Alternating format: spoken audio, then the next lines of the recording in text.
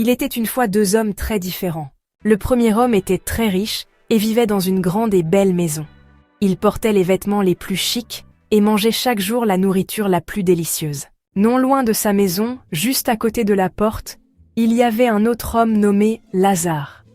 Lazare était très pauvre et malade. Il n'avait ni maison, ni beaux vêtements, et il avait très faim. Tout ce qu'il voulait, c'était manger les miettes qui tombaient de la table du riche. Même les chiens venaient lécher ses plaies, lui tenant compagnie. Le riche voyait Lazare, mais ne l'a jamais aidé. Il continuait à vivre sa vie remplie de plaisir et d'abondance, sans se soucier de ceux qui étaient dans le besoin autour de lui. Puis, un jour, quelque chose s'est produit. Lazare est décédé et les anges l'ont emmené dans un endroit spécial appelé le ciel, où il n'avait plus faim ni douleur. Il y était réconforté et heureux. L'homme riche est également décédé, mais il s'est retrouvé dans un lieu de souffrance appelé l'enfer. Il souffrait beaucoup et avait très soif.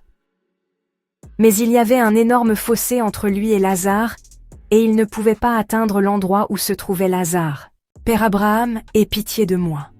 Envoie Lazare tremper le bout de son doigt dans l'eau et me rafraîchir la langue, car je souffre dans ce feu. Mon enfant, souviens-toi que, pendant ta vie, tu as reçu de bonnes choses, tandis que Lazare a reçu de mauvaises choses. Mais maintenant, il est consolé ici. Et toi, tu es dans l'agonie. Et en plus de tout cela, il y a un grand fossé entre nous et vous, afin que ceux qui veulent passer d'ici vers vous ne le puissent pas, et que personne ne puisse passer de là vers nous. L'homme riche demanda alors si Lazare pouvait être envoyé pour avertir ses frères, afin qu'ils ne se retrouvent pas eux aussi dans la souffrance. Abraham lui répondit que ses frères pouvaient écouter les paroles de Moïse et des prophètes, qui nous enseignent à bien vivre. Cette histoire nous enseigne l'importance de prendre soin des autres, en particulier de ceux qui en ont besoin. Elle nous rappelle que nos actions et nos choix comptent, pas seulement pour le moment, mais pour toujours. À la fin de l'histoire, le message devient clair.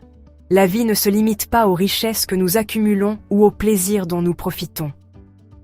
Il s'agit de l'amour que nous partageons, de l'aide que nous apportons et de l'héritage que nous laissons derrière nous.